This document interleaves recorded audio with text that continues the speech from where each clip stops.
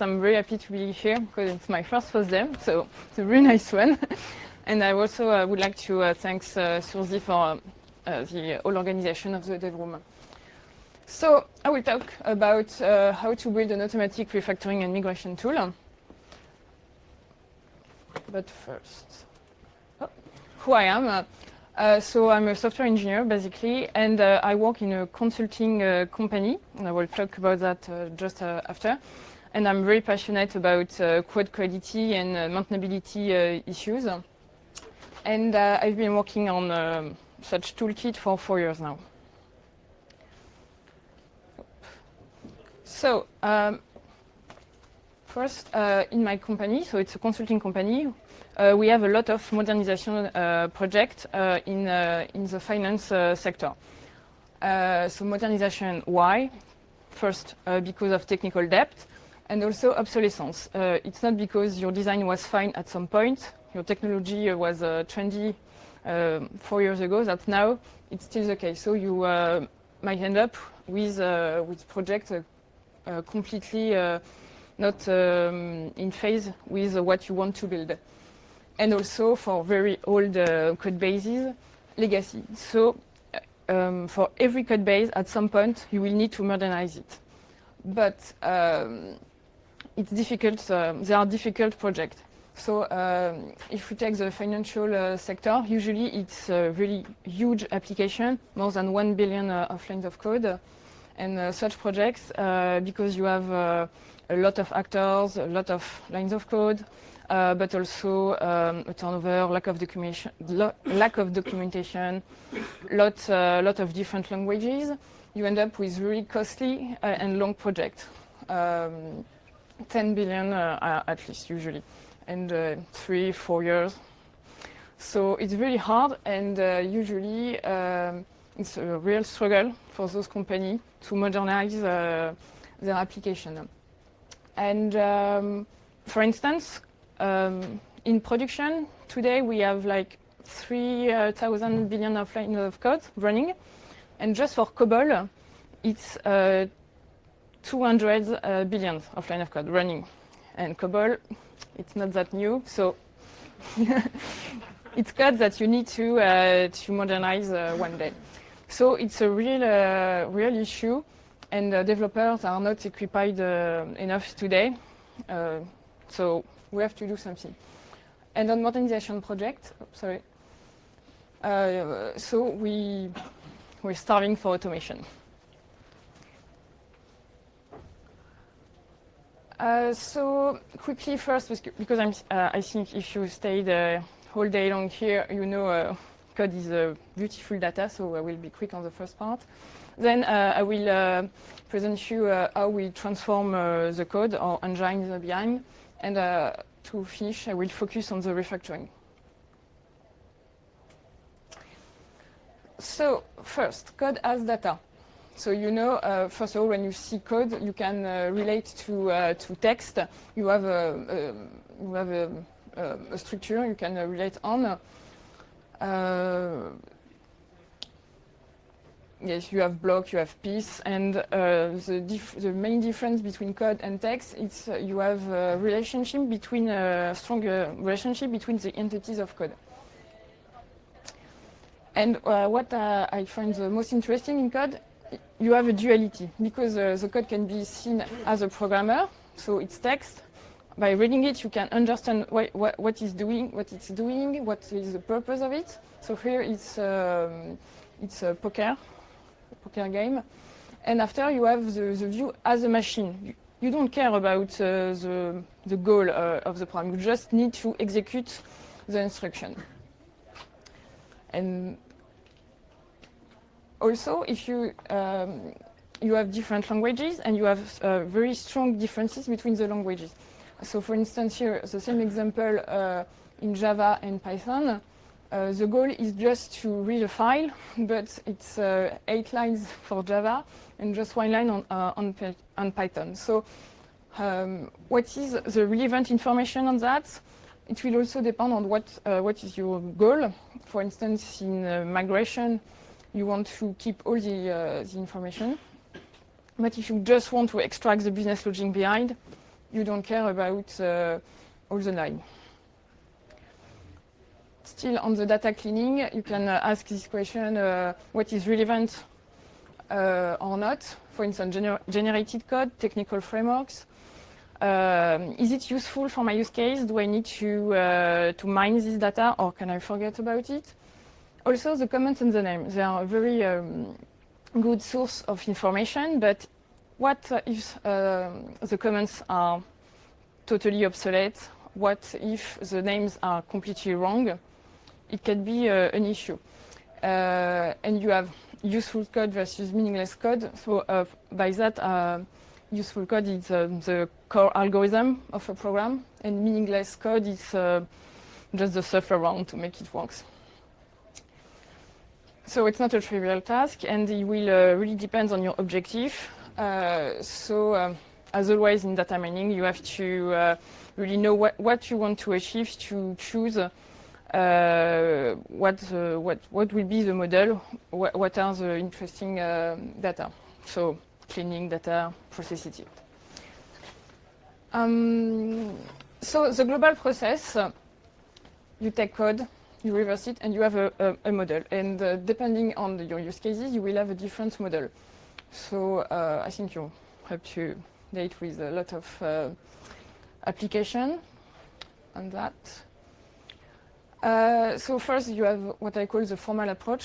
So it's to the code, it's a structure. You have a grammar because you have a compiler.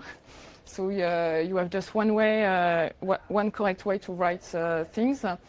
So thanks to that, we can extract the structure and all the relationship on the code and the modelization as a IST. It's always good to dig information, and you have a lot of tools existing with this approach, but you can't understand what is the code, what was the intention of the developer behind, and it's really hard to extract the business logic with just this approach. So after you have the natural approach, so now the code, it's just a simple text, and you can extract the natural language element.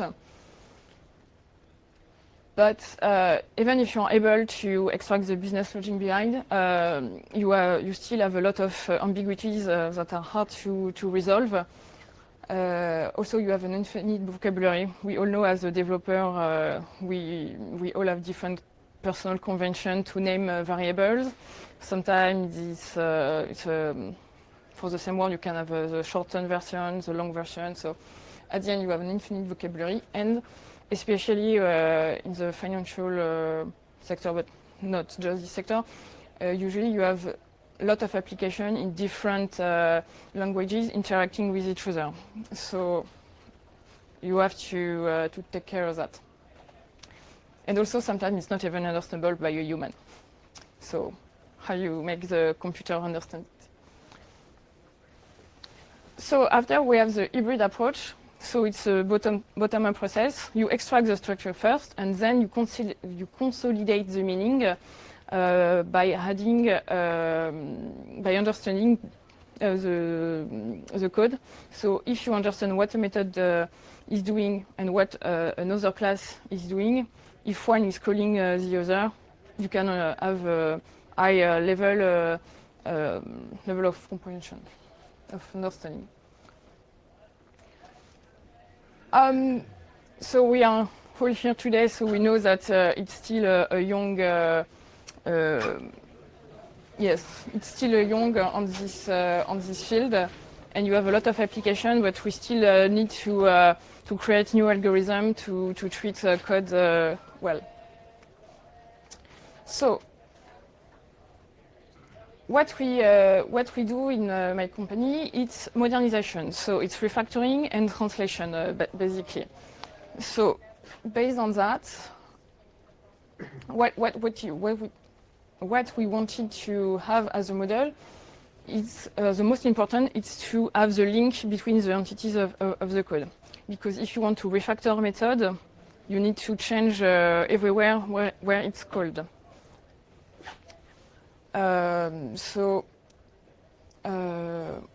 Yes, just an example. So we have a reverse engine. So we start with the parsing. What is interesting here, we have a first step as a scan, because you can have a project file, like CS Proj or Eclipse Proj, and we need to understand that, because in a legacy code base, not all the code is referenced by those projects. So there is no need to analyze and understand the dead code. So it's really important to know what is really used.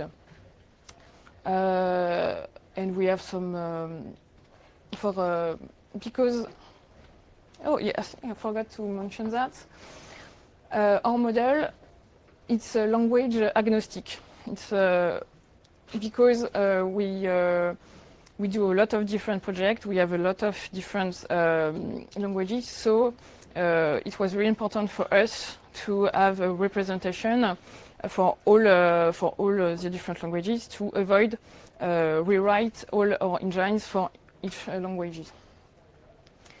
And so for that, we have some post processes to make the code more general. For instance, you may have between languages different paradigms that doesn't exist in another one. So you need to transform it to have a language agnostic model. And after, we have a solving and binding part to retrieve all the interaction within the code base. So here it's an example of an output of our model. So you can see, for instance, here foo bar. You have a reference on it where it's yes, bar. Sorry, here it's a call, and you have here the link. Also, it was very important to have a query system on our model because to apply refactoring, first you need to detect what is wrong within the code. You need to be able to quickly go to what you want to change, what you want to transform. So we have a complete query system with analytics tool. So it was really important. So our toolkit. So you have the reverse engine. Today we handle Java, C#, C, C++, COBOL, also VBNet, and all stuff like that. And after, on the model, you have the refactoring engine. So here you have all the transformation on the code. And after, because you need something that compiles, you need to regenerate the code. So you can do it in the same language if you just want to reduce the technical debt, or you can generate it in another language if you need to translate it. It's also interesting here about the language agnostic model. It's thanks to that we are able to transform the COBOL in a modern object-oriented program very easily, because all the complexity was in the reverse engine. So the level of transformation you need to be able to have a good generated code is not that high. So here, for instance, an example of code from C++ to C#.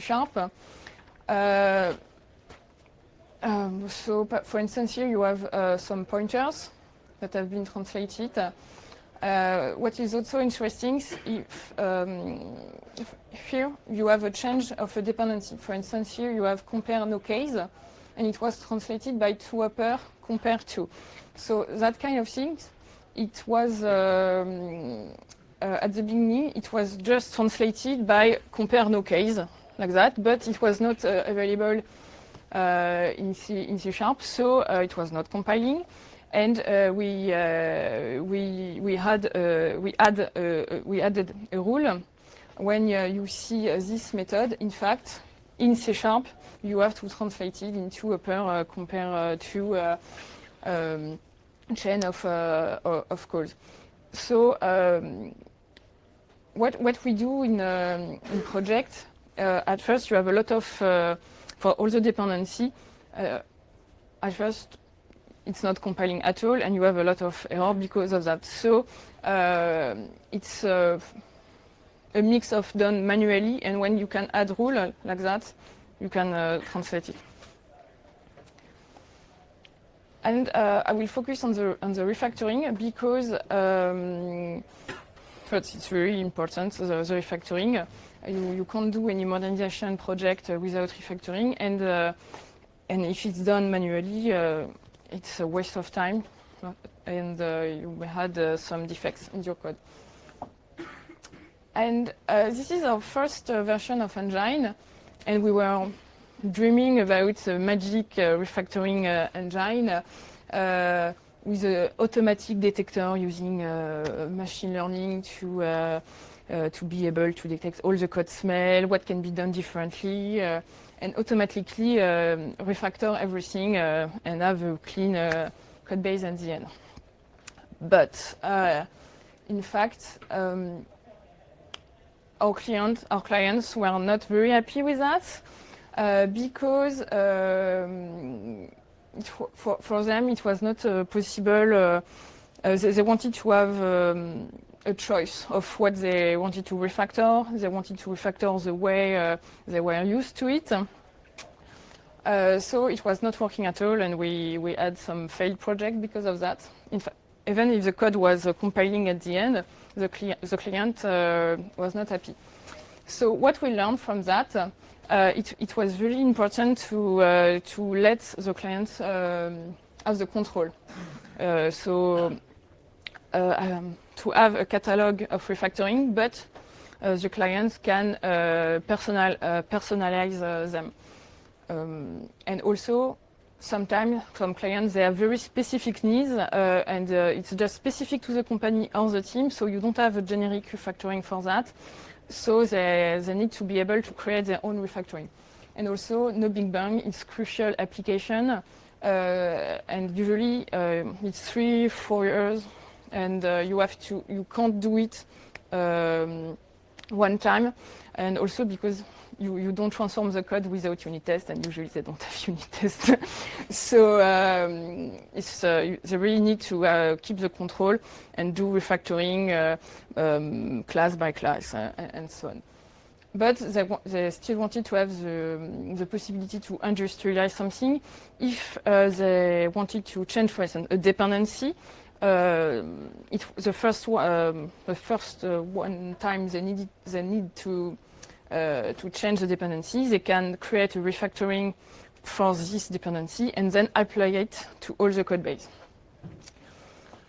So this is our second version. So you have a detector with a catalog of code smell. Then you have a remediator using the refactoring catalog. And from that, you can create a plan of refactoring and then apply it. What is interesting here, it's because of this structure, you can add very different way to detect the code smell in your code. For instance, we can use the input of Sonar. We can use we have already some methods and way to detect things. But you can create and have different algorithms. Really, you can add something very specific of your use case. And it's the same for the refactoring.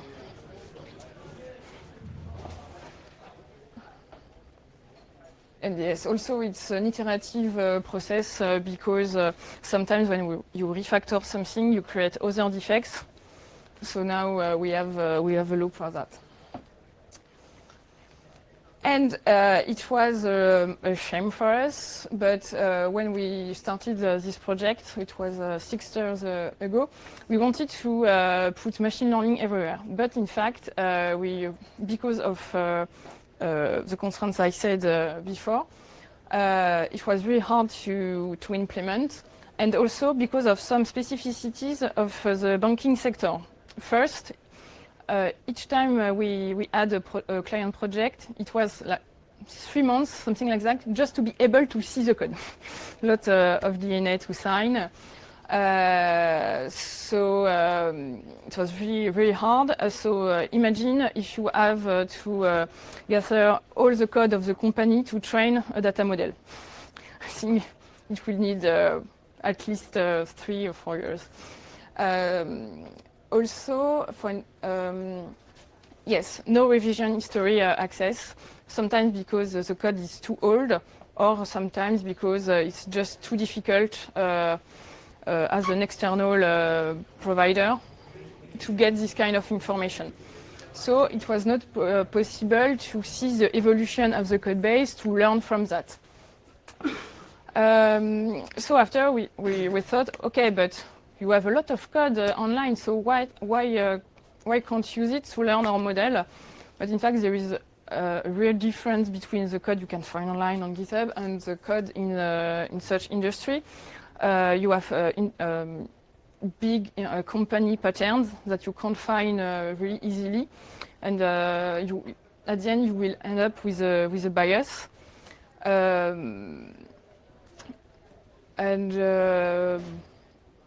Also because we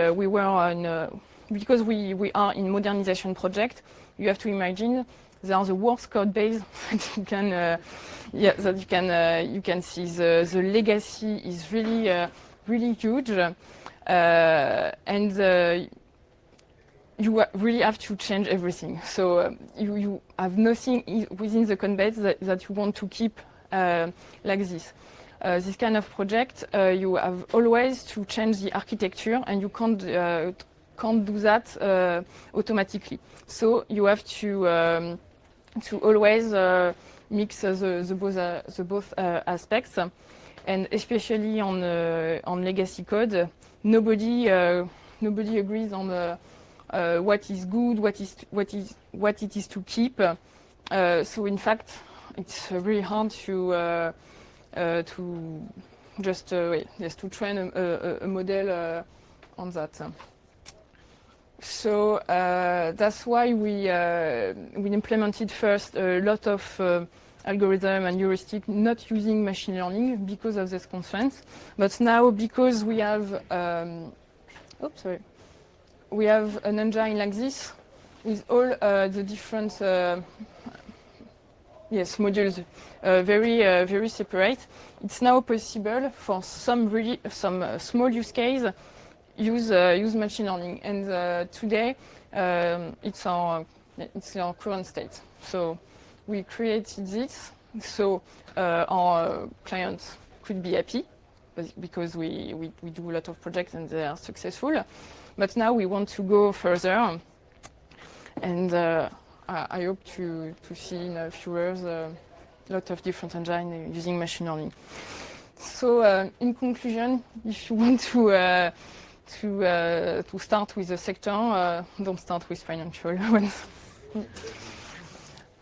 And yes, and for me, it's really the beginning of a new era for the developer, and to give the developers the tools to be able to modernize, change the code without the big pain it is today. And that's it for me. I had a demo, but I have not enough time to do it. But if you're interested, 5 minutes? Okay. We can do it quickly.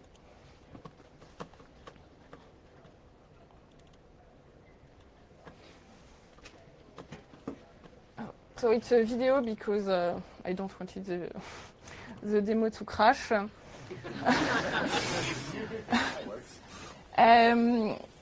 So it's open source code. It's an example. It was made for non-technical people, so it's really the code is not that complicated. So here it's in this. I want to scroll, but no, it's a video. It's really disturbing. So here, for instance, you have an access to a database. And you have an hard-coded string here. It's a user account. And you have an underscore here, and everywhere in the file you can see there is no underscore. So imagine in the process of everyday process, my tech lead tells me you have to change the user account's name and replace it with a uppercase for the A letter. So it's easy, in just a few seconds. But in fact, this hard-coded string, it's a different emplacement, location, sorry, within the file, and it's duplicated 5 times. And if I look deeper, I can see you have other hard-coded strings. Even if they are good, they are still hard-coded. And do you know manually how much time it will take to extract a variable for each hard-coded string? According to Sonar, it will take 40 minutes. It's huge. Why? Because you will probably make mistakes, so you have to correct it, then run the test, and so on. So you can change also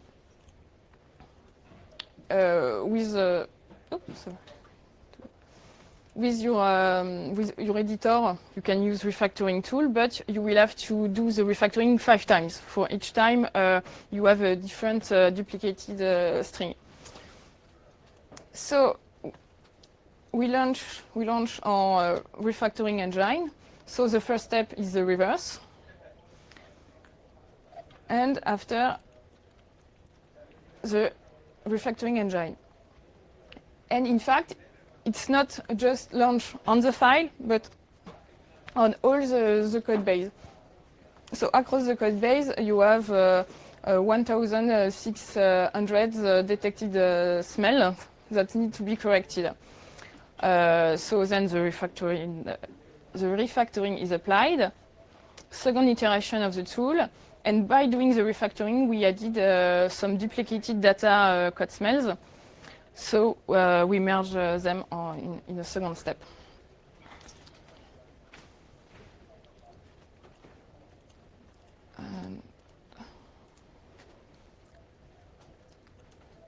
And you can see here, it was extracted successfully. But if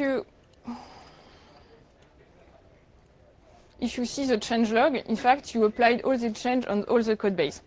So in just a few minutes, you applied your refactoring on all the code base. So the process was, as a developer, you spot a problem, you think about it, you find a solution, you write it, you configure your refactoring, and then you apply it on all the code base. And in this example,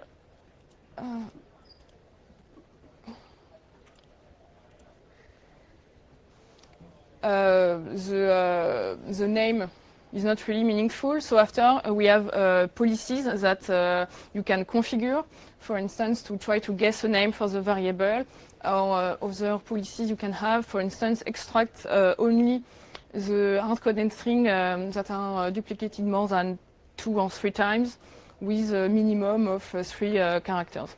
And with this kind of refactoring, policies, in fact, is really personalizable for the client.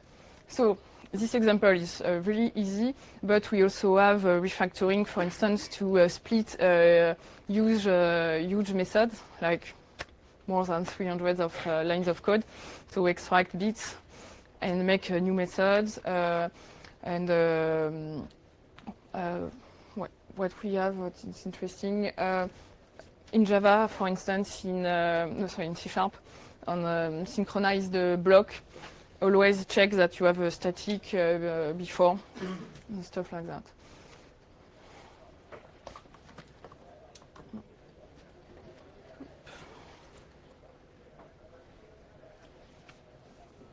And that's it for me, so sure.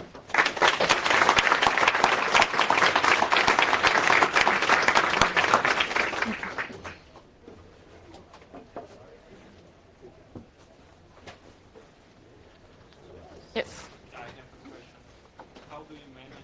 quality of your product? I mean, how do you check that all that you're factoring are correct all the time?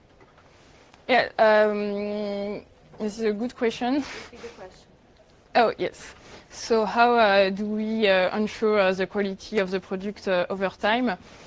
So mostly it's used for modernization projects, so it's a one-time project, and after we don't do the maintenance of the code quality. It could be used, but I think other techniques are more useful because you can rely on the revision between the version. So here it's more like a snapshot, and we have to save the code base.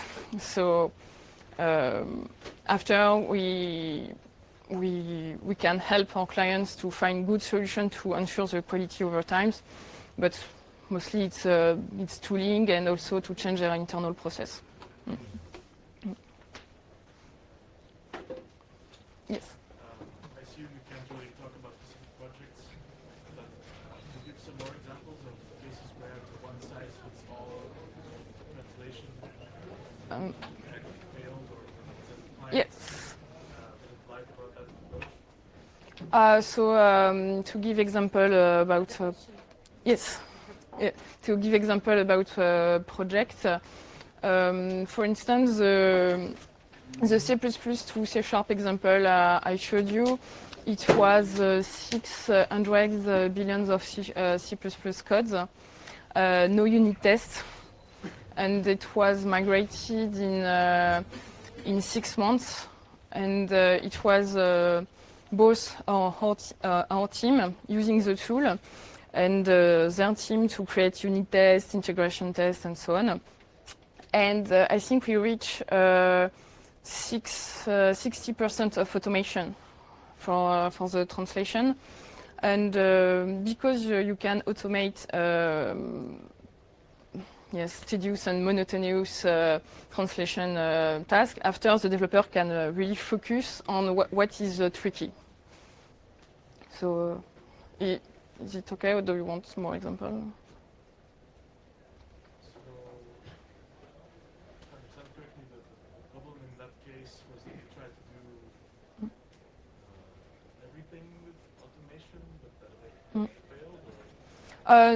No, it's just we think that you can't have a click and play tool for that, because it's really important to have the human deciding the target, the architecture, and because you have to change some dependency also, you may want to change and recode manually some parts.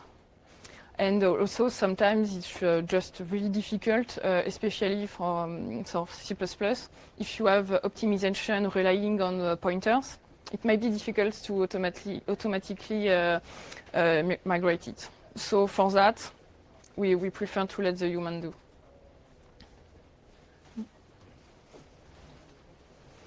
Yes?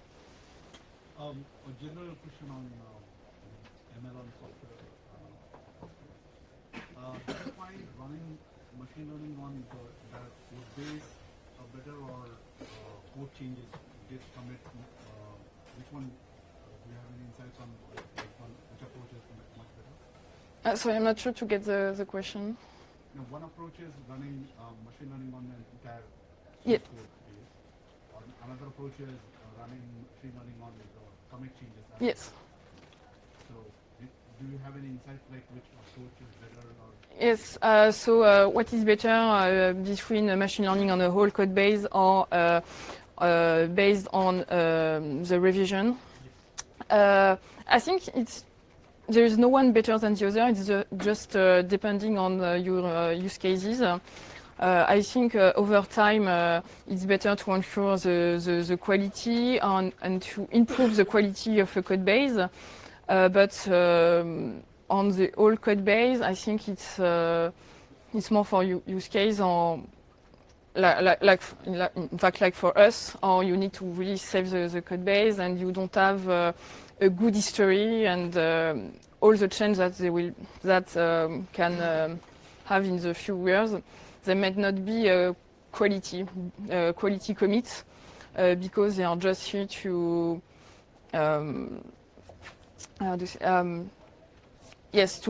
You have still to have evolution, but because you have a legacy, the quality will be very bad. So you don't want to rely on that. Okay, we're out of time. So, thank you very much.